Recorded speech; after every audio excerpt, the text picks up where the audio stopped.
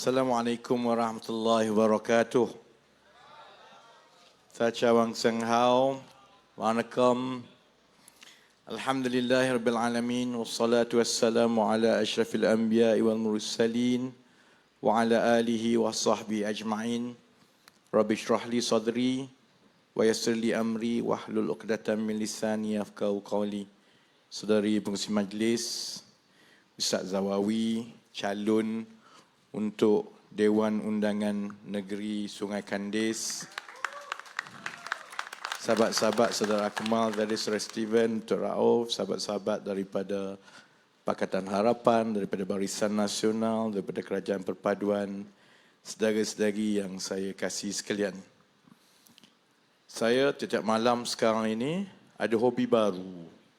Saya akan memulakan ceramah dengan memberi liputan perkembangan kempen di sebelah Perikatan Nasional.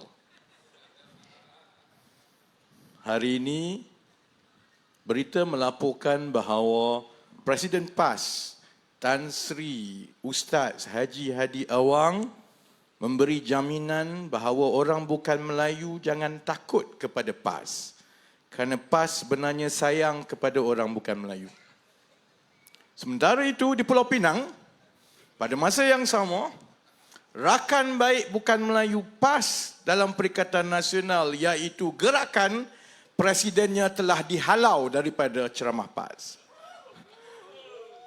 Bukan saja dihalau, tetapi tidak diberikan peluang pun untuk berjumpa dengan Hadi Awang yang baru saja beritahu dia sayang kepada orang bukan Melayu.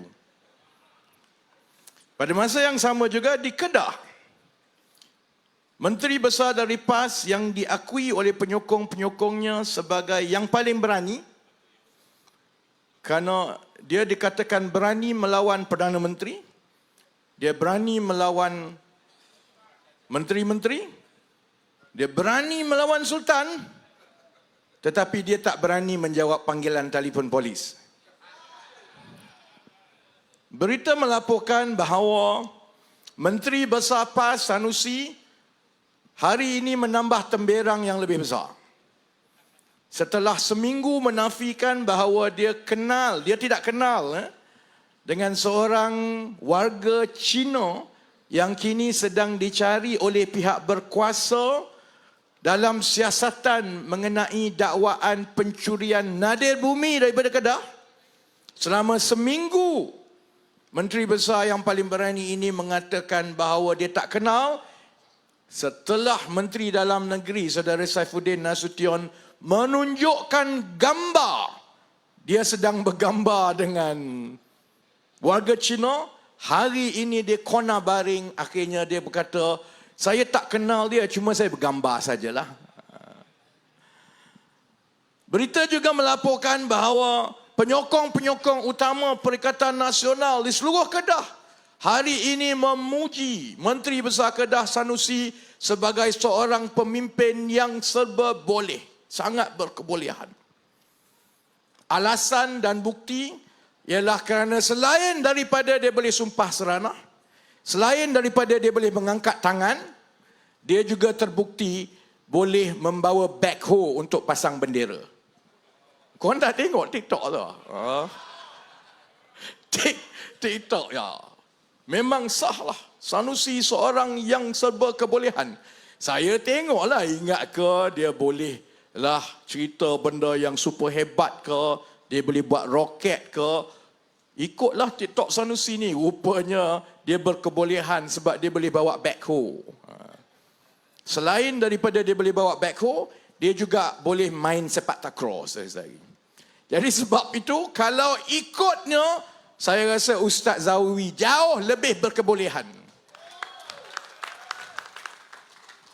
Lepas ni tolong pergi try backhoe. Siapa-siapa yang boleh bawa backhoe, selepas ini bolehlah menjadi Menteri Besar, insyaAllah. Saudara-saudari, kita dalam seminggu lagi untuk masuk dalam pilihan raya 12 Ogos. Berdasarkan kepada angka, dan saya daripada 2016 lagi, memang kalau dekat-dekat dengan pilihan raya, saya akan semak tahap sokongan pengundi daripada setiap minggu. Dan setakat ini dia tak lari jauh lah. Daripada satu pilihan raya ke satu pilihan raya, dia sebenarnya tak lari jauh. Setakat minggu ini, angka menunjukkan insya-Allah Kerajaan Perpaduan tidak ada masalah untuk kekal berkuasa di Selangor, di Negeri Sembilan dan Pulau Pinang. Jadi buat apalah kami susah payah ceramah ni, baik duduk kat rumah tu. InsyaAllah, kecualilah selepas ini Sanusi boleh terbang, InsyaAllah saya ingat keadaan ini akan kekal sehingga kita masuk minggu depan dan kita boleh mengekalkan pentadbiran Kerajaan Perpaduan, Pakatan Harapan, Barisan Nasional dan rakan-rakan dalam Kerajaan Perpaduan di ketiga-tiga negeri yang sangat penting ini. Tapi kami semua turun. Menteri tiap-tiap hari turun, timbalan menteri. Saya memang pakai hitam, semua hitam. Sebab senang, tak payah fikir pasal baju. Sebab tiap-tiap malam kena tukar, kena turun ceramah, kena jumpa. Begitu jugalah rakan-rakan daripada DAP, daripada UMNO, daripada parti-parti yang lain. Bercakap pasal UMNO, selalu jugalah orang tanya saya, YB, selalunya wartawan lah suka tanya, YB tak rasa kekok ke sekarang ini bekerjasama dengan UMNO? Saya beritahu, setakat ini saya tak ada masalah sebab saya dalam kabinet, saya duduk sebelah Tok Mat. Dalam kabinet Datuk Seri Anwar, kemudian di sebelah kanan itu Datuk Seri Zahid, kemudian Lok, kemudian saya, kemudian Tok Mat. Dan saya dengan Tok Mat tak ada masalah lah kerana latar belakang kami hampir sama. Kami orang sektor swasta yang pernah kerja korporat dan sebagainya. Dan kedua-dua kami saya ingat memang kaki pukul mulut celupar. Jadi memang kalau ada apa-apa dalam kabinet, tak ada masalah lah. Kalau paling suka kutuk orang, sembang dulu, kita orang dua orang. Jadi memang tak ada masalah. Bila turun ke bawah pun tak ada masalah. Malah bila datang untuk ceramah, sekarang ni kena ceramah satu pentas ni kan. Orang tanya tak kekok ke? Dia sekarang ni dia jadi macam kalau saya nak gambarkan beginilah. Dia macam dua orang lelaki yang bila jumpa, dua-dua ni pernah ada girlfriend yang tak boleh pakai. Girlfriend yang tak boleh pakai. Kebetulan kami pernah dating dulu, lepas kami dating, UMNO kau pandai-pandai pergi dating PAS. Jadi bila jumpa atas pentas semua ni, dia banyak kita nak kongsi ni. Oh dulu dia ni kan buat macam ni kat kita. UMNO pun kata, kita orang pun kena leguh teruk lagi daripada tu. Jadi kalau orang tanya kekok ke tidak, ialah selain daripada kita masing-masing ada pengalaman kena main dengan PAS dan masing-masing kita cukup faham sebenarnya PAS tidak berminat langsunglah soal mentadbir, soal kemajuan dan sebagainya. PAS hanya berminat untuk dapat kuasa supaya dia boleh letak ramai kawan-kawan dia ni semua di tempat-tempat kerajaan. Tu je minat PAS sebenarnya. Dan kami pernah melalui itu sebab kita bersama-sama dengan PAS mentadbir Selangor daripada 2008 sehingga 2014. Orang PAS memang cukup marah dekat saya sebab mereka meletakkan salah satu watak yang paling kuat dulu tahun 2014 untuk tendang PAS daripada Kerajaan Negeri Selangor. Muka ni lah. Sebab saya masa itu ialah masa itu saya CEO Pejabat Penasihat Ekonomi Selangor. Tiap-tiap minggu mesyuarat antara 3 orang. Saya, Datuk Seri Anwar sebagai penasihat ekonomi dan arwah Tan Sri Khalid sebagai Menteri Besar. Saya boleh nampak daripada satu tahun ke satu tahun, PAS ketika itu tidak berminat pun dengan agenda yang kami bawa dalam Pakatan Rakyat masa itu. Dia hanya berminat untuk dapat jawatan. Dan minat dia hanyalah satu, iaitu kalaupun Tan Sri Khalid Menteri Besar daripada PKR dan Pakatan Rakyat, usah peduli tentang Pakatan Rakyat asalkan Tan Sri Khalid ikut apa cakap kami. Dan sebab itu dia tak peduli keputusan bersama soal menjaga kebajikan rakyat. Dia tak peduli. Dia masa itu menganggap Selangor ini ialah tapak seterusnya yang lebih baik berbanding dengan Kelantan. Sebab Selangor lagi kaya. Masjid Selangor bayar kalau penceramah dia bagi lagi besar. Peruntukan lagi banyak, jawatan lagi banyak. Saya pernah ingat. Ini atas pentas ceramah. Saya tak pernah sebut benda ini secara terbuka malam ini sebab di Sungai Kandis. Calonnya pula ustaz pakai songkok pula tu. Jadi saya boleh sebut, saya sekali dalam satu mesyuarat timbul, saya bawa satu isu bagaimana wang sebanyak RM500,000 diberikan kepada kepimpinan PAS. Dan saya sebut bahawa, Ustaz, benda ni tak boleh. Masa itu tambah pula kita negeri pembangkang. Kita bercakap di luar tentang soal lawan rasuah dan sebagainya. Perkara itu berlaku, jadi saya sebut, tak boleh benda ni berlaku. Jawapan pimpinan PAS itu ialah, yang ini sebenarnya tak ada kena-mengena rasuah apa. Ini ialah sumbangan infak fisabilillah kepada kami. Saya ingat lagi, dan saya rasa yang kalau pimpinan itu dengar, dia tahu dan dia ingat masa itu. Kerana saya cukup marah. Saya kata, teruklah kalau macam itu. Sebab kalau ada wang RM500,000 tunai diberikan kepada PKR, itu dikira rasuah. Tapi kalau diberi kepada PAS, dia jadi infak. Sebab itu saya tahu ni walaon yang tengok tu, dah 10 tahun kerja dia maki saya. Dalam ramai pimpinan PKR ini 2 orang, sekarang 3 lah campur Saifuddin.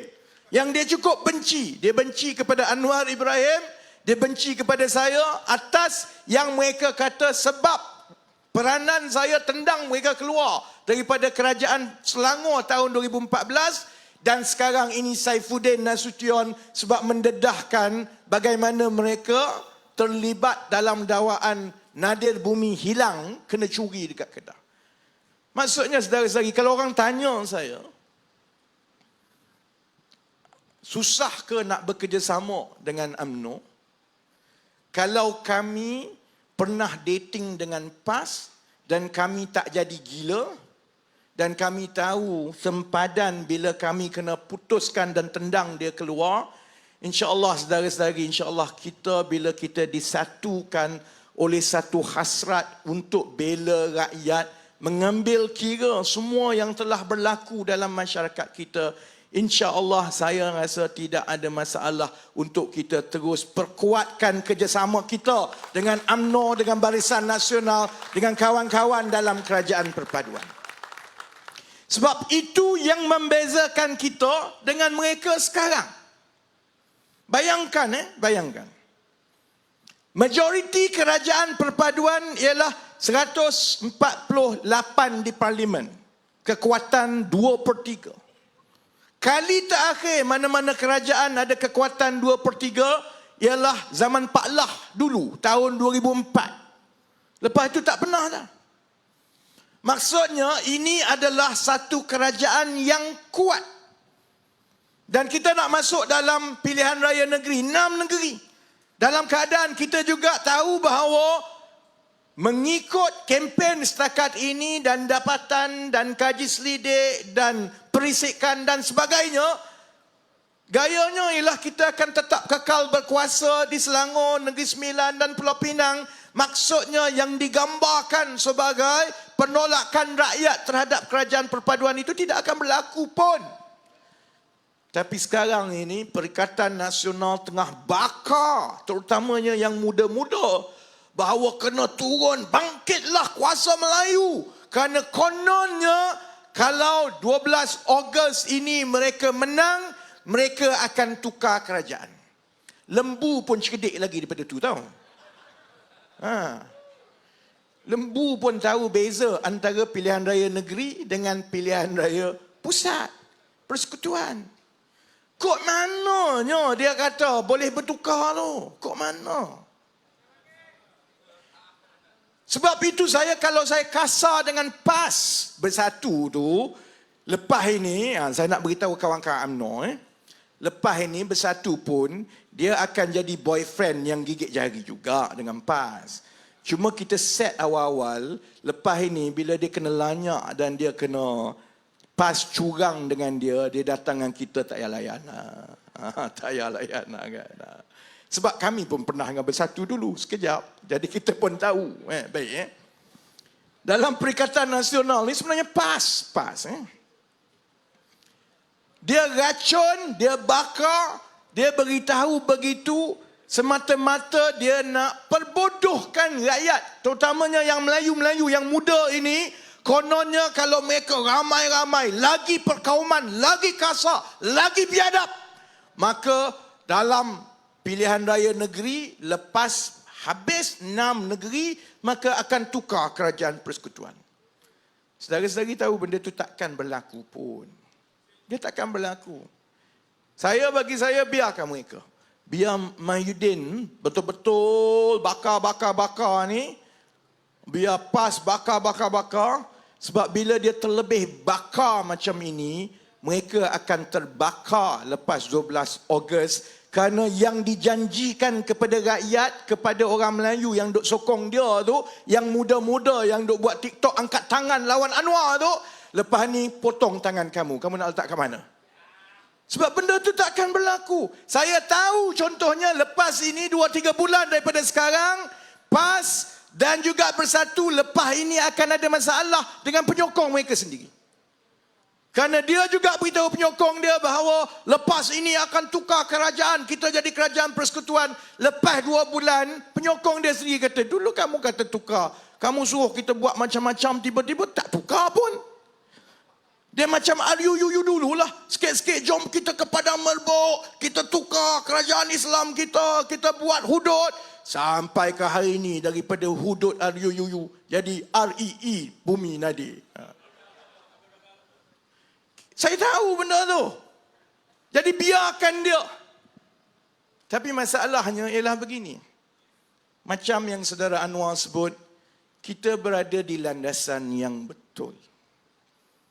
Kalaupun saya bersemangat sangat, kawan-kawan semua bersemangat, walaupun sebenarnya tak ada keperluan. Saya tahu keadaan tidak akan bertukar. Saya tahu kursi saya tak terlibat. Saya tahu kawan-kawan insya-Allah lepas semua. Saya tahu kita akan terus. Sepatutnya saya tak payahlah sampai hilang suara, makin gemuk, kena pakai baju hitam tiap-tiap malam. Sebabnya ialah saudara-saudari, kita semua sayang kepada negara kita. Kita sayang kepada orang yang susah. Kita masuk politik sebab kita ingin mencari sedikit pahala. Dan cara paling baik untuk kita dapat pahala kalau kita diberi tanggungjawab dan amanah awam ini, ialah kalau kita boleh tolong orang yang lemah, orang yang miskin, orang yang perlukan pembelaan. Dan sekarang kita berada di landasan yang baik. Banyak perkara yang sebelum ini kita rasa susah. Negara kita ni bergelumang dengan masalah, dengan segala cabaran. Kita sudah mula susun satu demi satu dan landasan itu baik. Tapi landasan itu sekarang hendak disabotaj oleh Perikatan Nasional hanya sebab mereka nak kuasa. Saya pernah tanya Tan Sri Muhyiddin tahun 2018. Saya rapat dengan dia dulu sebab dalam PKR perunding kursi daripada dulu adalah saya. Marilah girlfriend, boyfriend mana pun kena runding dengan aku nak masuk Miminang. Jadi zaman itu dengan Bersatu yang merundingkan bagi pihak Bersatu adalah Tan Sri Muhyiddin, saya dengan Saifuddin bagi pihak PKR. Jadi kami rapat. Lepas 2018 saya tanya dia, Tan Sri tak sihat, Tan Sri ada kanser. Tan Sri ialah. Jadi apa rancangan Tan Sri? Saya ingat lagi yang dia jawab. Dia beritahu saya tak berminat lah. Saya pernah jadi timbalan Perdana Menteri semua. Kalau saya nak apa-apa, saya jadi Perdana Menteri je lah. Dia. Itu tahun 2018. Tan Sri Muhyiddin anda telah diberikan peluang oleh Allah untuk jadi Perdana Menteri. Tepuk atap tak tepuk atap tu belakang kira lah. Tapi Allah dah bagi pun jadi Perdana Menteri 18 bulan. 18 bulan yang derita untuk rakyat. 18 bulan yang mewariskan hutang yang sebegitu besar kepada kami sekarang. 18 bulan yang jana tak jana wibawanya, habis duit rakyat kiri kanan. 18 bulan yang kami semua dikurung. 18 bulan yang ramai orang kehilangan keluarga. Bukankah lebih baik untuk tidak lagi terus buat kacau begini? Tapi taklah. Sebab dia masih lagi nak jadi Perdana Menteri, yang PAS itu masih lagi nak seberapa banyak jawatan. Akhirnya yang mereka buat ialah mereka terus bagi gambaran dan meracun, terutamanya Melayu yang muda-muda, bahawa kononnya bila ada gelombang yang besar, ini akan menjatuhkan kerajaan perpaduan. Saya sebenarnya tak kisah pasal itu, kalau tidak kerana itu ada kesan kepada keyakinan pelabur-pelabur asing kepada negara kita. Kita ambil alih kerajaan perpaduan dan pentadbiran ini dalam keadaan yang mencabar. Kita ada cabaran dunia. Pertumbuhan ekonomi dunia semakin rendah. Kemudian kita juga ada cabaran dari segi kenaikan harga barang. Masa kita mula-mula ambil alih itu, Perikatan Nasional tinggalkan kadar inflasi yang paling tinggi. Sejak bila pun saya tak ingat dah. Dia dah dekat 5% masa tu. Malaysia jarang. 3% pun jarang. Zaman dia dah dekat 4.8%. Kalau tak tukar tu dia naik sampai ke 5%. Kita ambil alih pentadbiran dalam keadaan hutang sampai 1.5 trilion. Bayar bunga saja dekat 20-30 bilion setahun. Baik. Jadi pelabur-pelabur asing dia tengok kat Malaysia. Dia kata, yalah Malaysia ni dah lah nampak macam tak ada industri baru. Lepas tu nampak macam bergolak lagi, masih lagi bergaduh. Sebelum itu asyik bertukar Perdana Menteri. Jadi dia tunggu sekejap. Kemudian nak dijadikan cerita pula, Amerika Syarikat terus naikkan kadar faedah dia. Lagi naik, lagi payah kita. Kerana bila dia naikkan kadar faedah dia, pelabur kata daripada aku letak duit dekat Malaysia, baik aku simpan dekat US. Lagi banyak pulangan. 4-5%. Kat Malaysia, 3% je. Dah payah lagi kita. Kemudian dalam tempoh 5-6 bulan pertama, walaupun duk tanyalah, apa kamu buat, apa kajian buat, apa kajian buat. Saya bersabar sebab bayangkan keadaan dia begini kan. Kalaulah kita buat macam itu kepada kerajaan PAS Kelantan 33 tahun. Bukan 6 bulan, 33 tahun. Kalau dulu, saya ingat masa saya kecil-kecil dah. Saya orang Terengganu kan. 3 suku darah Kelantan. Saya orang Besut. Jadi, yalah banyak keluarga Kelantan. Saya ingat masa saya kecil-kecil dulu, air Kelantan tak adalah macam Starbucks sekarang. Adalah jernih lah sedikit. Yang dulu-dulu lah. Hasil daripada 33 tahun mereka memerintah, Starbucks pun tak nak buka dekat Kelantan. Tak boleh buat peniaga. Air itu makin teruk. Agaknya karat makin teruk dalam paip. Sebab 33 tahun kau buat apa sebenarnya? Tapi kita tak ada lah buat bising macam tu. Tak ada ratib tiap-tiap hari. Kita tak ratib kat dia tanya, yang dulu kamu seret pakcik-pakcik tua daripada seluruh Malaysia pergi berkumpul kat Padang Merbuk. Bergaduh kononnya nak buat hukum hudud. Mana hudud kamu? Kamu ada 33 bulan masa dalam kerajaan. Tak ada hudud. Kita tak adalah kata macam tu sebab kita tahu bahawa fokus kita ialah rakyat dan negara. Yang kita nak tumpu ialah macam mana nak bawa negara dan ekonomi ke landasan yang betul. Dan untuk itu kita tumpukan 4-5 bulan. Dia nak bising-bising lah. Dia nak kempen jatuhkan kerajaan ikut suka kamu lah. Kita perlukan 4-5 bulan yang pertama sejak kita ambil alih itu untuk kita rangka dasar yang baru-baru ini Datuk Seri Anwar lancarkan sebagai ekonomi madani. Baik, orang tanya, kenapalah lama sangat kamu tak buat apa-apa? Korang pernah semak tak sebelum ini, kerajaan-kerajaan sebelum ini, lama mana yang diambil masa untuk menghasilkan satu pelan ekonomi? Datuk Seri Najib dulu lebih kurang 12 bulan. Ambil alih April 2009, lancar di Parlimen sekitar Ogos, tak silap saya, 2010. Kemudian zaman Pakatan Harapan, saya tak tahu Azmin ada buat apa-apa tak? Saya tengok kerja dia duk ikut Mahathir pergi mana-mana. Jadi saya tak ingat dia ada lancar apa ke tak lancar, saya pun tak tahu. Kemudian Tan Sri Muhyiddin Yassin jadi Perdana Menteri, dia tak lancar apa-apa pun. Dia tutup pintu kita ada lah. Tak ada.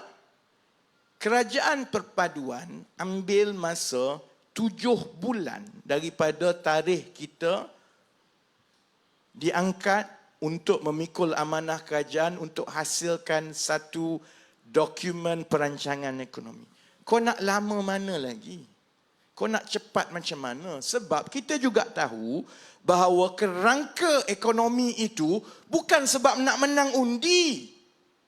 Kerangka ekonomi itu terutamanya ialah untuk meyakinkan pelabur-pelabur bahawa rancangan kita itu ialah rancangan yang baik. Bukan rancangan yang populis. Bukan rancangan yang angan-angan. Rancangan yang tulus, ikhlas dan jujur dengan masalah-masalah yang kita ada. Jadi kenapa kita perlukan 6 bulan? Sebab pertama, kita kena semak semua perancangan-perancangan yang lepas-lepas. Sebab itu kalau tengok Sanusi, dia bagi gaya macam Kedah ini negeri yang paling hebat di seluruh Asia. Kempen dia sekarang Greater Kedah. Aku tak tahu kok mana yang greaternya. Dia tiru daripada Kelang Valley, Lembah Kelang. Lembah Kelang, walaupun kita ada Selangor dan kita ada wilayah, kita ada satu perkumpulan ekonomi yang sama, iaitu Lembah Kelang. Jadi bila kita nak merancang mengenai ekonomi di Selangor, di Lembah Kelang, sebab itu kita tak boleh tengok Kuala Lumpur saja atau Selangor saja. Kita kena tengok secara keseluruhan. Sebab itu dipanggil sebagai Greater Kelang Valley. Sanusi ni agaknya, dia kemaruk sangat nak datang Selangor. Sebab orang tanya dia, kenapa kamu tak majukan Kedah? Dia kata kalau kami dekat dengan KL pun kami maju juga. Tu saya kata macam itu senang lah. Siapa-siapa menang, manifesto dia sebagai Menteri Besar Kedah, kalau saya menang, saya akan ambil Pulau Pinang. Kalau saya menang, saya akan ambil Kuala Lumpur jadi sebahagian daripada Kedah. Saya melawak je. Tengok dia buat betul, saudara-saudari. Kempen dia sekarang Greater Kedah. Kedah tu besar tu lah. Kau nak ambil yang mana lagi? Greater Kedah, lepas itu tengok, dia punya cara sembang tu, cara dia macam semua ini hanya berlaku sejak dia jadi Menteri Besar. Kalau dekat billboard besar-besar, soal loji air. Macam mana langkah-langkah dia untuk menyelesaikan masalah air di Kedah. Dia sembanglah cerita pasal loji air baru gini. Exco air daripada Pakatan Harapan sebelum dia tebuk atap. Saudara Zamri, kemudian jawab mudah. Zamri kata, loji air yang 5 tu yang ada, loji rawatan air di Kedah yang Sanusi duk jual sebagai pencapaian dan kehebatan dia, loji itu bukan saja PAS yang tak minta, Pakatan Harapan pun tak boleh nak mengaku. Sebabnya, permohonan loji air itu dibuat oleh Datuk Bashar zaman UMNO dulu pun. Daripada zaman Datuk Bashar, Menteri Besar Kedah dulu yang minta 5 loji air tu. Kerajaan Persekutuan bagi. Kemudian kerajaan beralih kepada Pakatan Harapan 2018. bab mari dengan Sanusi ni, ini nama dia Sanusi curi ayam. Orang lain buat kerja, orang lain susah payah, orang lain selesaikan. Dia kerja dia pandai angkat tangan mengaku, saya punya cikgu, saya punya cikgu. Jadi sebab itu kita tak boleh buat macam itu. Kalau kita nak buat perancangan ekonomi, kita kena yakinkan pelabur-pelabur bahawa semua ini telah dipertimbangkan sebaik mungkin dan bukan cara saja nak cepat, nak mengaku, nak ambil kredit kerana nanti kantoi macam Sanusi. Sebab itu kita perlukan 6 bulan kerana setiap satu perkara yang kita nak buat, dia bukan hanya mengambil masa untuk menetapkan dasar. Lepas kita dah ada cadangan dasar itu, kita kena panggil kementerian-kementerian dan agensi-agensi yang terlibat. Bincang bersama, bincang dengan sektor swasta. Supaya bila dah ada dasar, lepas itu nak kena buat. Kalau tidak umum saja, lepas tu habis, tak jadi. Sebab itu beza kita sebelum kita lancar ekonomi madani, kita dah bincang dahulu 6 bulan dalam kerajaan dengan swasta. Sebab itu bila saya lancarkan pelan peralihan tenaga, kita bukan saja umum, kita umum 10 projek mega bernilai 25 bilion. Sebab apa? Sebab kita dah bincang dah dengan Petronas, dengan TMB, dengan Khazanah, dengan Sime Darby. Kita dah bincang, kita dah tahu siapa akan buat apa, bila dan sebagainya. Sebab itu saudara-saudari, dengan dokumen itu dan dengan beberapa signal ekonomi yang kita bagi, alhamdulillah, dalam sebulan yang terkini ini bukan saja soal inflasi dah turun, saudara-saudari tengok pasaran saham makin baik. Mata wang makin mengukuh. Adalah perubahan macam-macam. Semalam contohnya, Amerika Syarikat tak habis batuk lagi, letih. Tiap-tiap bulan dia batuk ekonomi dia. Dah okey sikit, semalam dia batuk lagi. Sebab semalam rating kredit Amerika Syarikat diturunkan. Bila diturunkan, semua orang takut. Bila ada orang takut, dia goyang.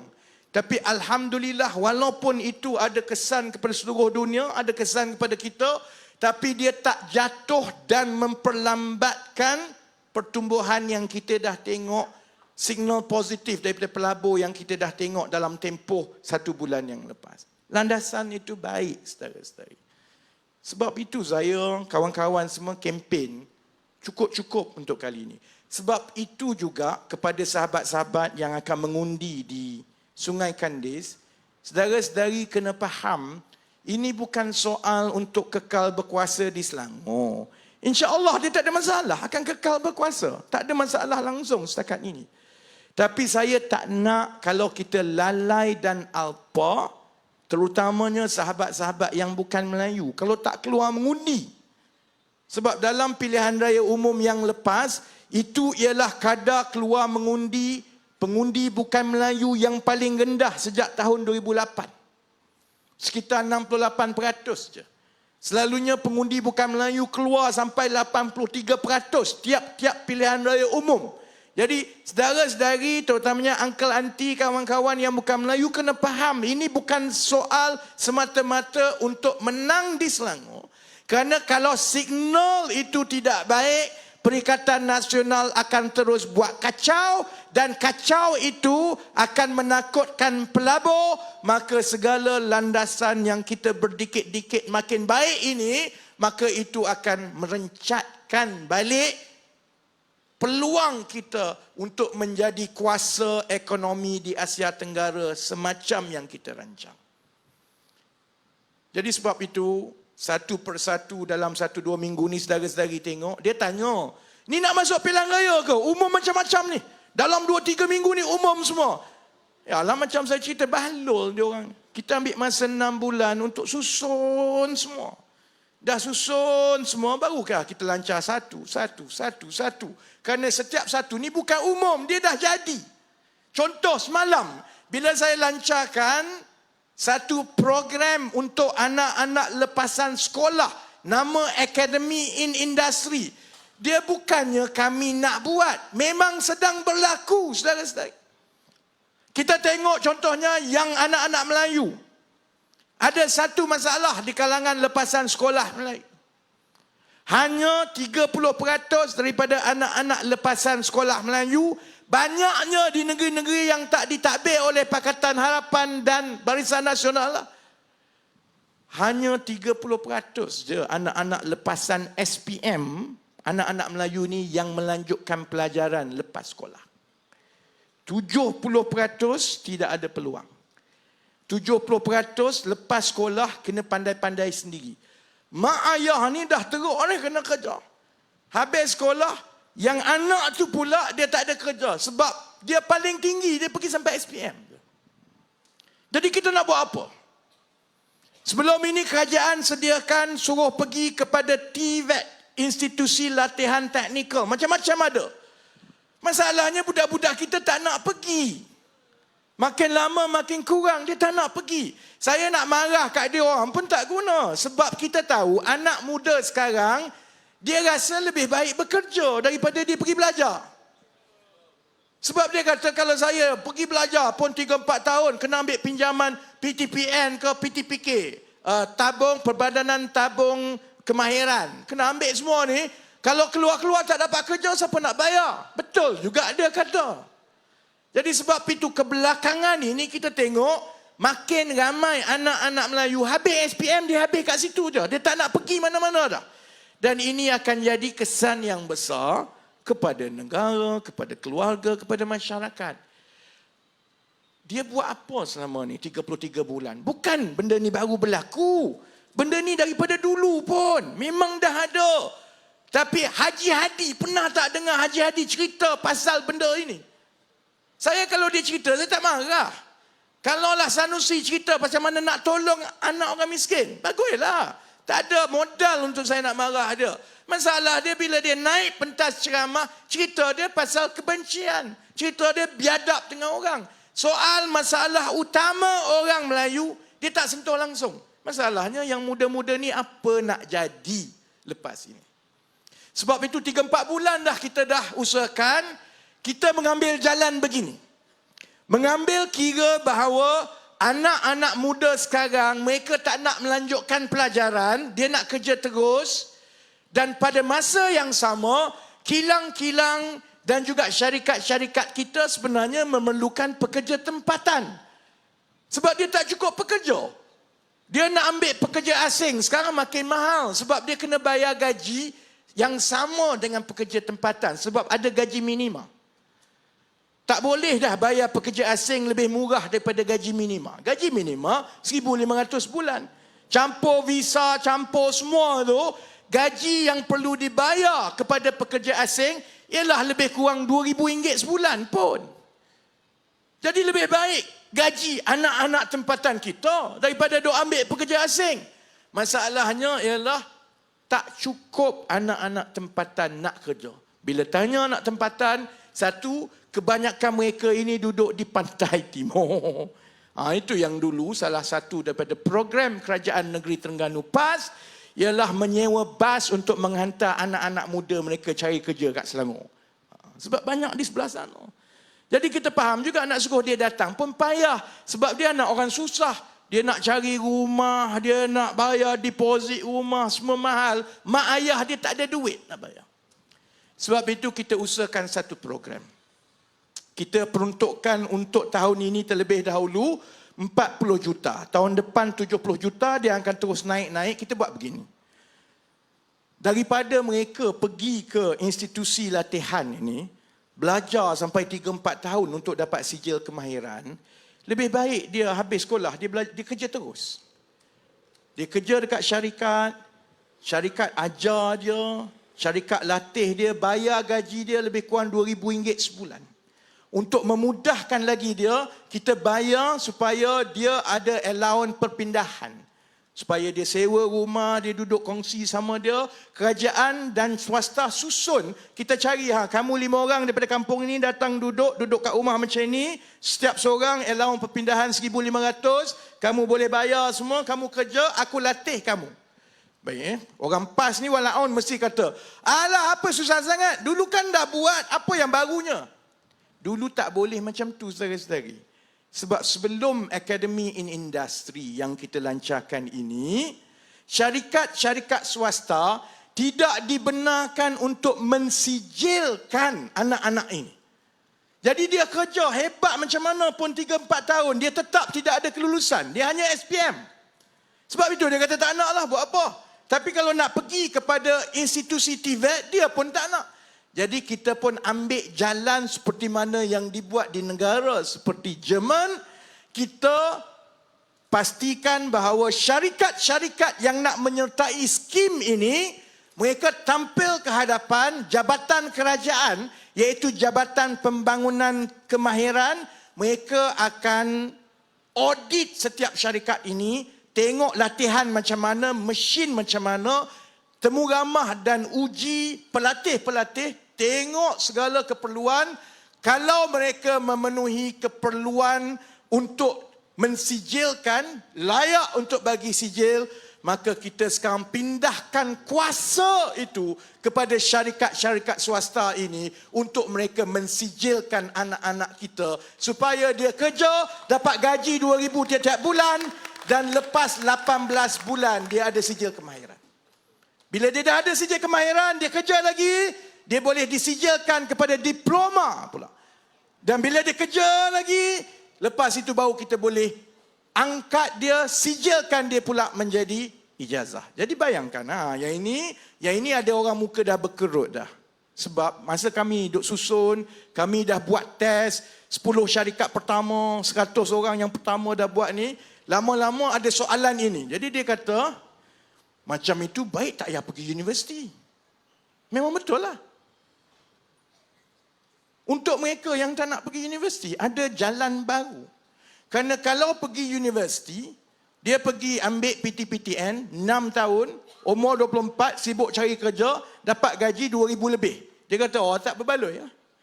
Sebab kalau dia ambil jalan ini, jalan TVET yang kerajaan buat ini, dia mula kerja umur 18 tahun. Gaji dalam 2,000 sebulan. Lepas 18 bulan, dia disijilkan. Gaji masa itu dah naik 2,003. Kemudian daripada itu dia naik diploma 3,000. Maksudnya umur dia awal 20-an, dia dah boleh dapat gaji lebih banyak daripada gaji Sanusi masa dia umur 20-an. Sebab dia lebih berkemahiran, dah ada diploma, semua dah ada pengalaman kerja. Jadi saudara-saudari, benda ni penting.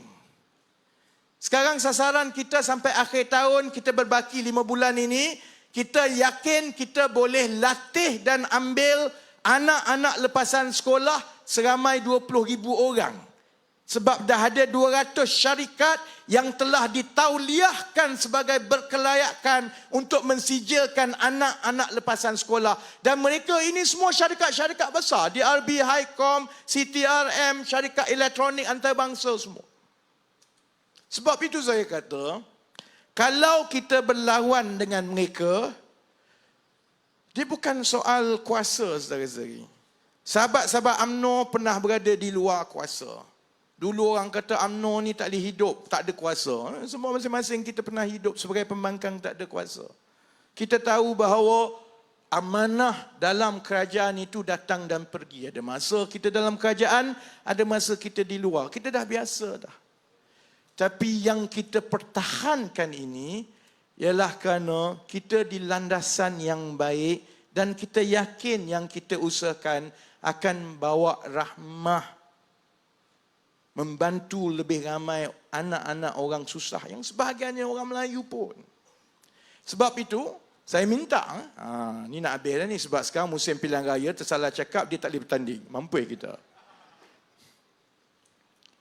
Perbezaan yang lepas tu macam-macam cerita.